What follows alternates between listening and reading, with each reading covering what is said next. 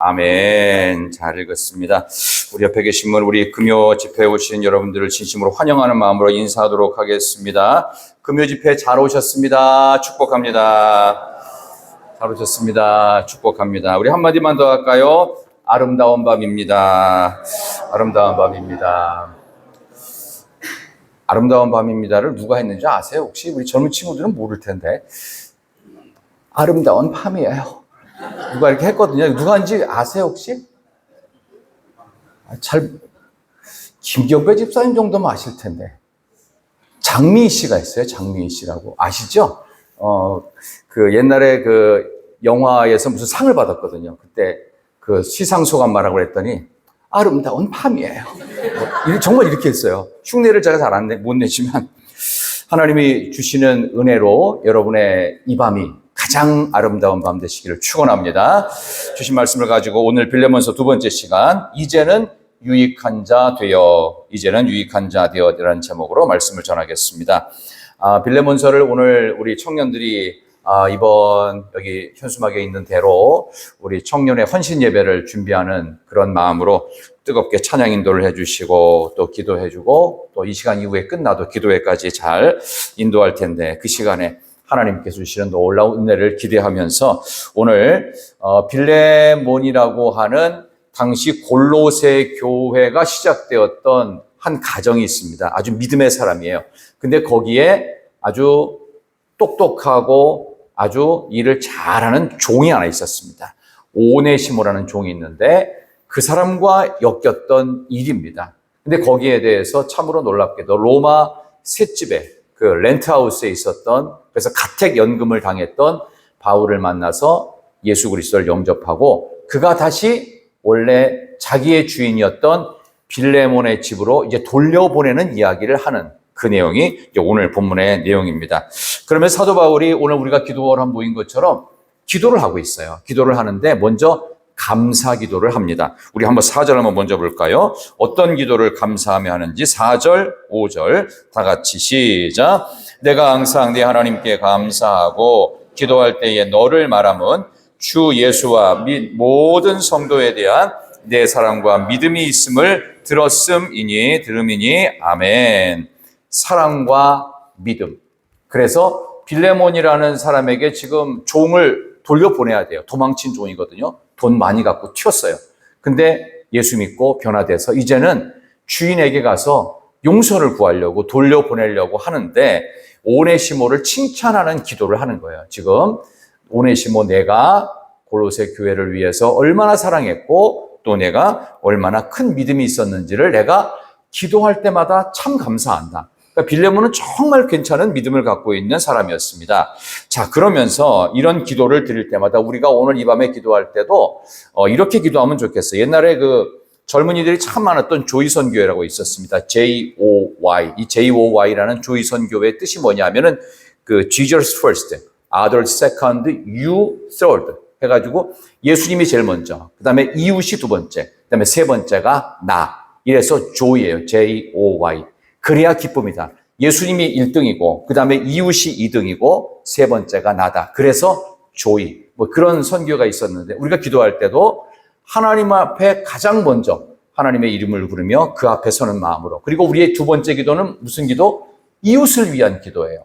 그렇게 하다가 결국 나 자신에게 돌아오는 그런 기도의 모습으로 오늘 사도 바울도 하나님께 감사를 먼저 드리는데 자기 자신을 위한 기도를 드리는 게 아니라 그의 가장 사랑하고 참으로 귀한 칭찬받을 만한 이웃인 빌레몬을 위해서 기도하고 있어요. 그러니까 빌레몬이 얼마나 믿음이 있고 또 얼마나 좀 사랑이 있었는지를 이렇게 칭찬하듯이 기도를 하고 있습니다. 여러분과 저의 기도는 거의 어떻습니까? 사실 내가 필요한 거, 내가 부족한 거, 내가 지금 급한 게 있는데 이거 주세요라고 거의 그렇게 기도를 하지요. 근데 오늘부터 한번 기도의 방식을 조금 바꿔보시겠어요?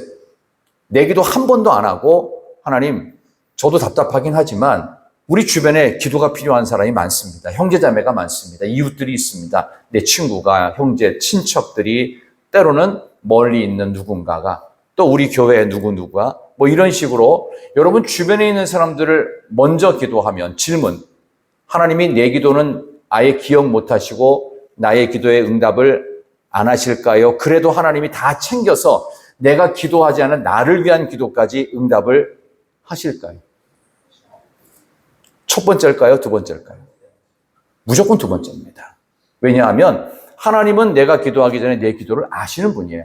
여기 보면 바울 자신을 위한 기도는 아무것도 없어요. 무조건 빌레몬을 칭찬하며 감사하며 믿음과 사랑이 얼마나 큰지를, 그래서 또 다른 오네시모라는 종이 나를 지금 잘 옆에서 서포트하고 있는데 얘가 예전에는 무익했다. 근데 지금은 굉장히 유익한 사람이 됐다. 예수의 능력으로, 복음의 능력으로 변했다. 그 얘기를 하려고 지금 잔뜩 칭찬하면서 기도하고 있어요. 그래서 교회에는 딱 두 개의 부서만 있으면 됩니다. 뭐가 있어야 되냐면은 어떤 선교회든 전도회든 무조건 두 개만 있으면 돼요. 첫 번째는 따라해 봅시다. 칭찬부, 기도부. 칭찬부, 기도부. 그래서 모든 걸 긍정으로만 말하는 거예요. 이게 칭찬이에요. 항상 긍정만 하는 칭찬부. 그다음에 또 하나는 무조건 힘든 일이 있을 때는 다 얘기하지 말고 기도하자. 기도부, 칭찬부. 이 두 개만 있으면은 교회는 살아납니다. 근데 우리는 뭘 자꾸 따지려고 그러죠. 이게 맞냐, 이때 하는 게 맞냐. 이거보다 더 중요한 게 그거라는 거예요. 근데 이런 건 안 하면서 자꾸 따져들고 시시비비 가리면 교회 공동체든 어떤 공동체든 안 됩니다. 근데 여기 지금 골로새 교회 리더였던 빌레몬에가 보내면서 사도 바울이 지금 칭찬을 하죠. 너의 믿음, 너의 사랑. 내가 생각할 때마다, 기도할 때마다 얼마나 감사한지 아니? 그런 거죠. 우리 청년들이 우리 부장님 앞에 앉아 계시는데 전 부장님 참 마음에 들어요. 일단 정씨라 마음에 들고 어쨌든 마음에 드는 게 많은데, 이게 부장님을 위해서 기도할 때 우리 청년들 어떻게 기도해요? 우리 부장님 알아서 하나님께서 잘 챙기시고, 그러지 말고 부장님의 믿음과 부장님의 사랑을 우리 부장님 생각할 때마다 하나님께 감사합니다. 청년들은 왜 아멘이 없을까? 그렇게 하는 거라고요. 그렇게 내가 남을 위해 먼저 그렇게 기도해야 돼요. 참 귀한 분이다. 사랑이 있다, 믿음이 있다, 인내가 있고 헌신이 있고, 그걸 얼마나 하나님 감사한지 모릅니다. 하면서 칭찬의 기도, 감사의 기도, 축복의 기도. 근데 힘든 일이 있으면 그거는 조금 뒤로 빼도 하나님이 모르실까요? 다 아세요. 근데 어떻게 해요? 지금의 상황을 긍정하는구나, 기뻐하는구나, 감사하는구나. 여러 가지 어렵고 답답하고 네 속이 얼마나 끓겠니? 근데 사도 바울의 기도는 감사의 기도해. 그 어디서 했다고요? 감옥에서 했어요. 로마 가택연금이 어느 정도 자유는 주어지지만 거기서 한 발자국도 밖으로 못 나가요. 여러분이 가택연금을 당하는데 2년 동안 당하는데 만나는 것도 쉽지 않을 뿐만 아니라 절대로 외출이 안 돼요. 근데 여러분들 거기서 무슨 기도가 나올까요? 하나님, 일단 나를 빨리 좀 빼내주세요. 답답해 미칠 것 같아요. 라고 기도하지 않겠어요? 근데 사도 바울은 어떻게 기도해요? 감사한다, 축복한다고, 생각할 때마다 얼마나 귀한지 참 너무 행복하다, 이런 기도를 한단 말이죠. 그러니까 우리도 사도 바울의 기도를 오늘 배워야 돼요. 우리 그런 마음으로 오늘부터 기도의 방식을 조금 바꿔보세요. 평상시에 했던 기도 말고 감사의 기도, 칭찬의 기도, 믿음과 사랑에 대해서 기도할 때마다 감사한다. 우리 그런 마음으로 서로를 위해서 그렇게 기도하시기를 축원합니다. 이렇게 한번 인사 한번 했으면 좋겠습니다. 저를 위해서 축복하며 기도해 주세요. 한번 인사합시다. 저를 위해 축복하며 기도해 주세요. 정말 그런 기도를 하십시오.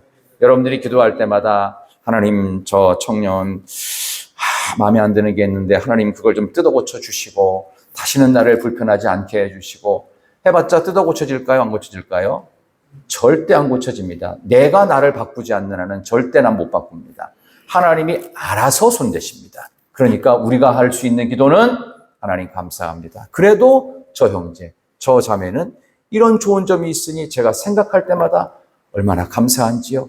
하나님 이 감사 기도가 계속되게 해주세요. 하나님 좋은 부분들이 더 많아지게 해주세요. 이렇게 기도할 수 있는 축복의 기도가 여러분 서로에게 있기를 진심으로 바랍니다.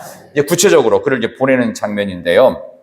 사도 바울이 그 선교의 여정 속에서 성도들에게 항상 했던 말이 있었어요. 너희에게 열매가 있기를 원한다고 합니다. 이 열매라는 단어는 이득 혹은 이것이 이자예요. 우리에게 이자가 되고 이득이 되는 영적인 열매가 뭘까요? 이게 이득이 되고 이자가 되는 영적 열매. 사람입니다. 사람이에요. 하나님께서 우리에게 붙여준 사람이에요. 그게 내 인생의 이득이고 내 인생의 이자가 붙는 거예요. 이자가 사람이 붙으면 어마어마하게 됩니다. 나 혼자서 할 수 있는 일을 둘이 하잖아요. 그러면 힘이 2배가 되지 않습니다. 4배, 5배가 됩니다. 왜냐하면은 그야말로 뭐라고 할까요? 이게 안테나망이요. 어마어마하게, 인프라가 어마어마하게 넓어집니다. 그래서 혼자 할 수 없는, 둘이 해야 되는 일을 혼자 하잖아요. 그럼 4배, 5배 힘듭니다.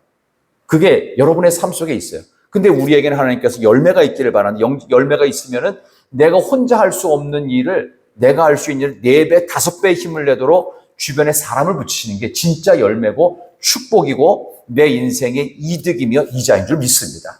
근데 오늘 여기 사도 바울이 어떻게 했냐 하면은 이 사람이 분명히 돈 갖고 튀어갖고 로마라고 하는 화려한 150만이나 되는 엄청나게 당시 고대 사회의 최고로 눈부신 도시 로마에 왔는데 얘가 얘기를 들어보니까 돈 갖고 튀었네. 알고 보니까 부잣집, 그것도 본인이 알고 있는 빌레몬의 집에 있던 종이란 말이에요. 오네시모. 이 녀석 어떻게 해야 되나. 그래서 복음으로 가르쳤는데 감사하고 다행스럽게도 얘가 변화가 된 거예요. 그래서 사도 바울에게 있어서 열매가 됐어요. 이자가 되고 이득이 됐어요. 근데 이 이자가 되고 이득이 된 얘를 본래 주인에게 돌려보내고자 하는 거예요. 나한테만 이득이 되고 나한테만 이자가 아니라 내가 원래 섬겨야 될 빌레몬에게 돌아가서 너의 죄를 고백하고 그리고 용서를 구하고 너도 이제는 무익한 자가 아닌 유익한 자로 남에게 이득이 되고 이자가 되는 인생을 살아라. 이렇게 돌려보낸다 하는 것입니다. 자, 그러면 여기서 우리가 한 가지 중요한 것, 사도 바울은 당시에 너무나도 유명한 최고의 영적 리더였습니다. 근데 이 영적인 리더가 어떻게 하는지 봅시다. 지금 이거를 어떻게 처리하는지. 그는 권한이 많은 사람이었을 뿐만 아니라 명령할 수 있는 위치에 있어요. 근데 그걸 그렇게 하지 않더라는 거예요. 오늘 8절과 9절 봅시다. 자, 이제 어떤 마음으로 오네시모를 돌려보내는지 그 방식과 절차가 나오는데, 자, 8절과 9절 한번 보겠습니다. 이러므로 시작.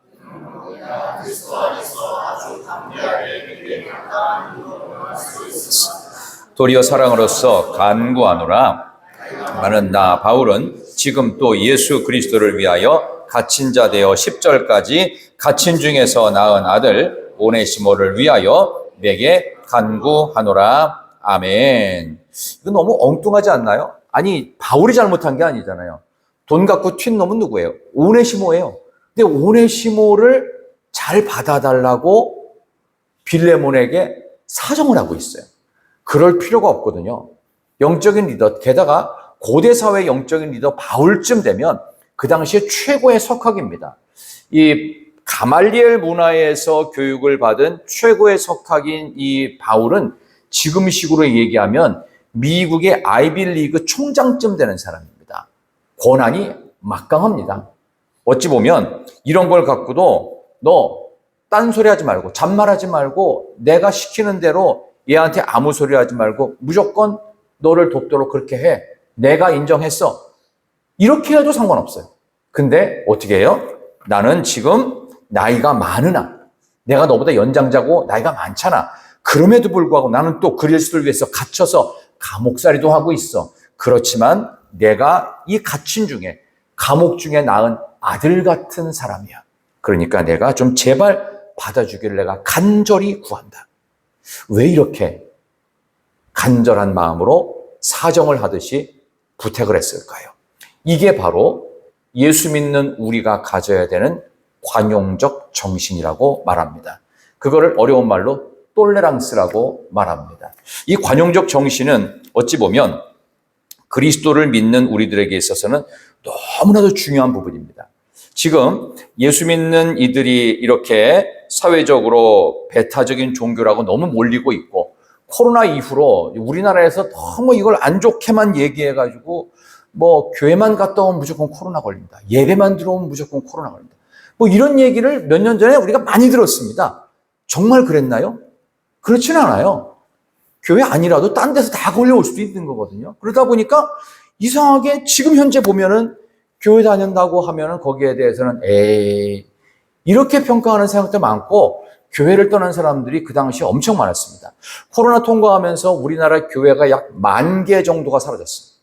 그러니까 10,000명 정도의 담임 목사님들은 지금 어디 가서 뭐 하고 있을까? 뭐 그런 정도의 심각한 상황이 있었는데 그런 건 차치하고라도 현재 우리나라에서 교회에 대한 인식, 기독교에 대한 이미지가 좋은 쪽이에요? 나쁜 쪽이에요? 나쁜 쪽입니다. 거기서 우리가 신앙생활을 한다는 건 정말 대단한 겁니다. 근데 우리가 예수 믿는 사람으로서 여기 사도 바울이 갖고 있었던 이런 본인의 어떤 관용적 정신을 배우게 될 필요가 있어요. 아까 말씀드린 똘레랑스라고 말씀을 드렸는데 사도 바울은 빌립보서에서 너희 관용을 모든 사람에게 알게 하라 하면서 본인이 했던 말을 그대로 실천하면서 나이가 많았지만 내가 지금 감옥에 갇혀 있지만 여기서 갇힌 중에 내가 아들을 하나 낳았다. 영적인 아들이니까 제발 받아주기를 내가 너에게 간절히 간구한다. 이렇게까지 자기 자신을 낮추어 표현하고 있습니다. 이게 예수 믿는 사람으로서 반드시 지켜야 될 정신이다 이런 겁니다. 요즘 한국 사회의 현실, 또 특별히 한국 교회의 현실을 보면서 이걸 너무 많이 유사하게 느끼는데요. 사람들이 예수님을 만나고 싶어하고 영적으로 충족되기를 원합니다. 그런데 젊은이들이 뭐라고 얘기를 하냐면 예수 안 믿는 젊은이들이 Jesus yes, church no. 아시겠어요? 이거 굉장히 심각한 얘기입니다. 교회에 대해서는 알고 싶지만 실제로 예수님에 대해서 목말라 하지만 그 안에 들어가고 싶지 않다는 거예요. 왜? 너무 예의가 없고 그리고 꼴 보기 싫은 사람이 있다는 거예요. 목사 꼴 보기 싫고 교인들 꼴 보기 싫대요. 예수님은 좋은데 사람은 꼴 보기 싫다는 거예요. 이게 요즘 사회가 갖고 있는 가장 큰 예수 전도가 안 되는 이유이기도 합니다. 무서운 이야기입니다. 근데 바울은 여기에 대해서 관용적 정신으로 지금 본인의 잘못이 아무것도 없지만 어떻게 해요? 지금 예수를 잘 믿는 사람에게조차도 이렇게 자기를 낮추어서 표현하면서 기분이 그 사람의 이름만 들으면 기분이 상해 있을 그를 격려하고 위로하고 간곡하게 얘가 옛날에 네 돈 훔쳐가지고 도망쳐가지고 어디 가서 어떻게 되는지도 모르지. 근데 날 만났거든. 그러니까 나를 위해서 조금 봐주라. 내가 갇힌 중에 나왔던 아들 같은 사람이야. 이렇게 얘기를 하면서 간절히 구하는 모습.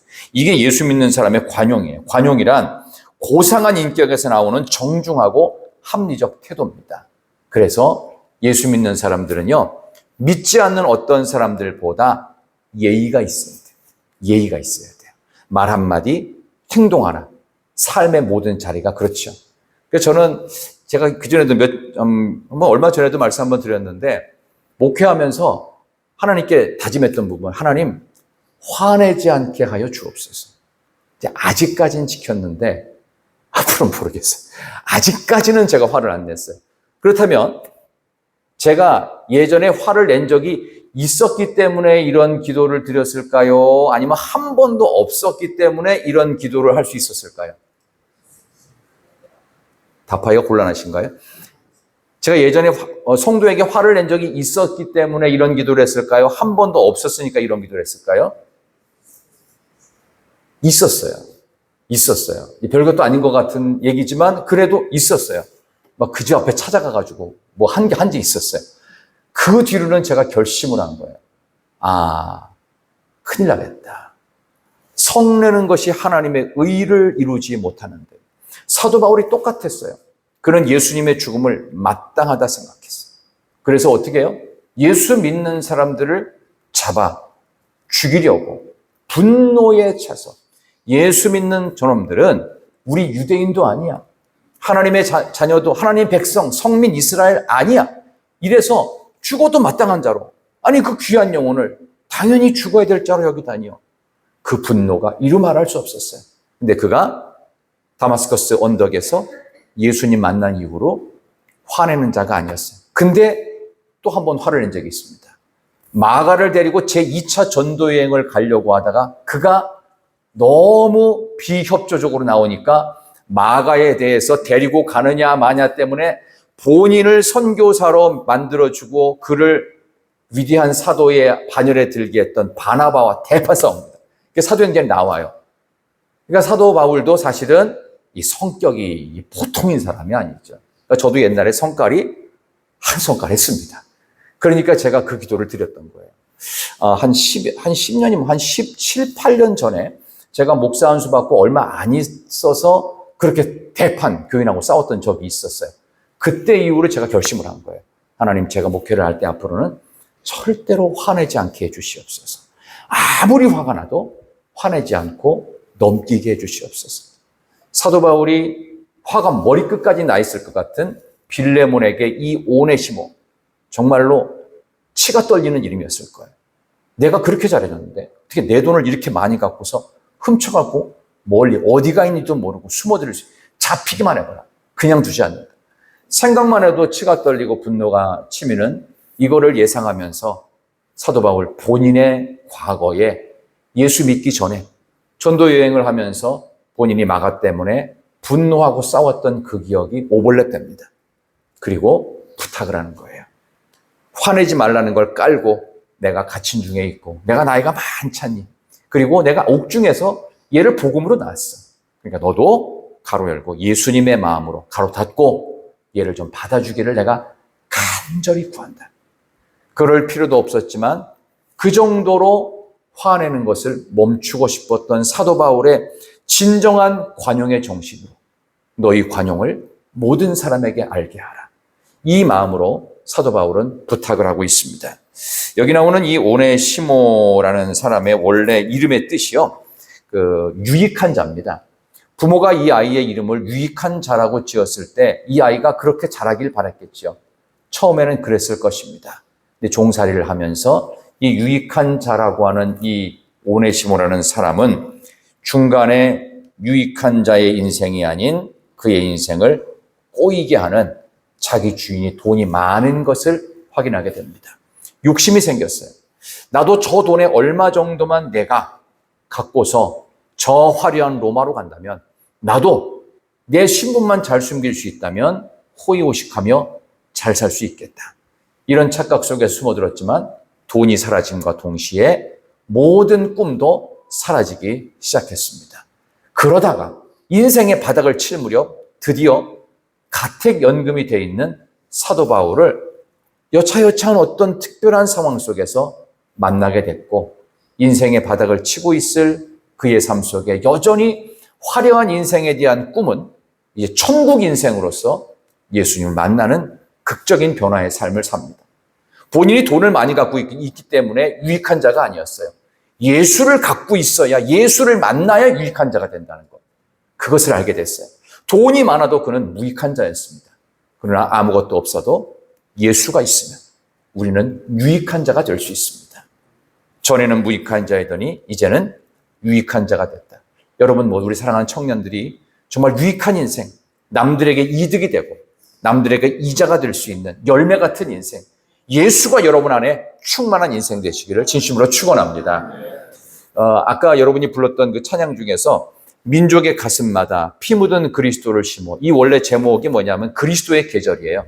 이게 원래 김준건, CCC 한국 총재인 고 김준건 목사님이 가사를 쓴 겁니다. 그래서 CCC 수련회 할 때마다 이 곡을 불렀어요. 제가 1980년대 학번입니다. 그때 학교 다닐 때 저희 선후배들이 CCC 수련회 가자고 그토록 쫄았는데 사실 가보지는 못하고 주변에서 이렇게 그걸 보기만 했었습니다. 최근에 CCC가 산 중턱에 9,700명이 모여서 정말 오래간만에 CCC 수련회를 마치 산상 설교하러 모였던 사람처럼 9,700명의 대학생들이 모여서 집회를 했다는 이야기를 들었습니다. 정말 감동적인 집회 현장이었어요. 이런 건물 아닌 산에 모여가지고 언덕에 모여서 거기서 대형 스피커와 무대 장치를 다 해놓고 야외에서 집회를 했습니다. 실제로 산이었어요. 그걸 보면서 하나님, 이 땅 가운데 아직도 영이 살아있고 아직도 유익한 자가 되기를 소망하는 그런 예수의 사람들, 예수의 청년들을, 예수의 대학생들을 저토록 많이 모아 놓으시다니요. 하나님께서는 바알에게 무릎 꿇지 않은 7천인을 엘리야를 위해 남겨두셨는데 우리 대한민국 땅에는 세상에 무릎 꿇지 않고 우상에 무릎 꿇지 않고 시대정신과 합리성과 상식을 따르지 않는 예수 믿는 청년 9,700명을 모아놓으셨군요. 성경에 나오는 인물보다 2,700명 더 많습니다. 하나님께서 주시는 대한민국의 희망이다. 우리 젊은이들이 희망이다. 우리 대학생들이 희망이다. 우리 다음 세대가 희망이다. 그 생각을 갖고 있었어요. 하나님께서 우리 이제 다음 주 금요일부터 시작되어지는 우리 중고등부 여름 수련회 가운데 또 진행되어질 또 우리 아동부 여름 성경학교 가운데 믿음의 다음 세대들, 살아있는 예수의 영으로 무장된 이들을 통하여 무익했던 나라가 유익한 나라가 되고 열매 없고 허무했던 인생들 가운데 열매가 있는 이득이 있고 이자가 만들어질 수 있는 진정한 사람 열매 많이 만드는 이 나라 대한민국 우리 다음 세대가 되기를 진심으로 축원합니다. 그는 무익한 자였어요. 그러나 이제는 유익한 자가 되지요. 그래서 드디어 돌려보내기로 결심을 합니다. 그게 오늘 나오는 내용이죠. 자, 한번 11절 보겠습니다. 11절과 12절입니다. 다 같이 한번 읽습니다. 11절과 12절. 그가 전에는 시작.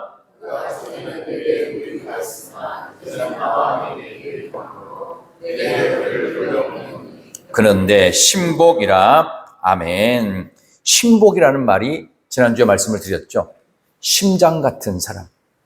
그 원래 그래서 이 심장 같은 사람은 뭐 북한에서 뭐 내 심장 같은 뭐인데 이게 정확한 무슨 의미냐 하면요. 그 부부 관계에 있어서 그 여성과 남성의 역할이 다르잖아요. 근데 여기서 심장 역할을 하는 사람이 여자입니다. 심장이 안 뛰면 어떻게 되죠, 회장님? 죽습니다. 그죠? 여자가 힘들면 남자가 죽어요. 왜? 심장이니까. 여자는 깨지기 쉬운 유약한 그릇으로 다뤄야 돼요. 근데 심장을 살려놓으면 뭐예요? 나는 힘든 것 같지만 다 살아요. 그러니까 여성에게는 그래서 생명 잉태의 힘을 자궁에 두셨단 말이에요. 왜? 심장이기 때문이에요. 그래서 자궁에서 아예 심장이 만들어져요. 이해가 되세요? 그러니까 여자가 그만큼 중요해요. 그러니까 교회에서 여성의 역할은 뭐예요? 생명 잉태, 심장이에요. 그러니까 여성들은 특별히 교회에서 뭘 많이 해야 되겠어요? 기도를 많이 해야 돼요. 왜? 심장이기 때문입니다. 심장이 뛰어야 돼요. 어떻게? 기도로 살아나야 돼요. 그래서 생명의 역할을 심장이 하고, 그리고 실제로 외부적인 일들, 무거운 일들, 때로는 무거운 짐을 지는 거, 남자들이 홀로 지쳐 쓰러질 때까지 그 역할을 하는 겁니다. 그래서 이 나라가 만들어지고 교회가 만들어지고 가정이 세워지는 거예요. 아빠는 죽는 것이고요. 엄마는 기도하는 것입니다. 아빠는 죽어라 돈을 벌어야 돼요. 엄마는 죽어라 기도하는 겁니다. 그게 가정이에요. 가정 공동체를 그렇게 만드신 거예요, 하나님께서. 그래서 오늘 이 이야기를 하면서 내 신복이라 하니까 이 사도 바울의 보이지 않는 생명체 역할을 여기 오네시모가 하고 있었다는 뜻입니다. 그런 점에서 너도 이제 오네시모를 옛날에 생각할 때마다 분노가 치밀었지. 나도 옛날에 싸운 적 많아. 사람들 죽이기 위해서 얼마나 분노했는지 아니? 근데 다 필요 없어. 그러니까 나도 죽고 다 죽어. 모두가 살려면 어떻게 되니? 너가 분노했던 그거를 멈추고 내가 다시 낳은 진짜 신복 심장이야. 내가 얘 데려가 받아줘. 그래서 너의 가정을 물론이고 내가 섬기는 골로새 교회 다시 살려내. 이래서 보내는 거예요. 그래서 그를 돌려보내는 겁니다.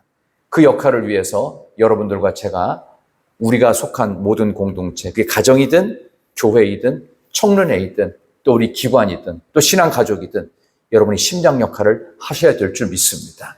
기도 많이 하는 사람이 하나님께서 그 공동체를 살려내는 신복의 역할, 심장 역할을 하게 해주실 줄로 믿습니다. 우리 이 시간 같이 한번 기도할 텐데요. 우리 찬양팀 나오셔서 우리 청년부에서 한번 인도해 주시고 그리고 함께 기도하는 시간을 갖도록 하겠습니다. 우리 청년들이 한번 인도하도록 하겠습니다.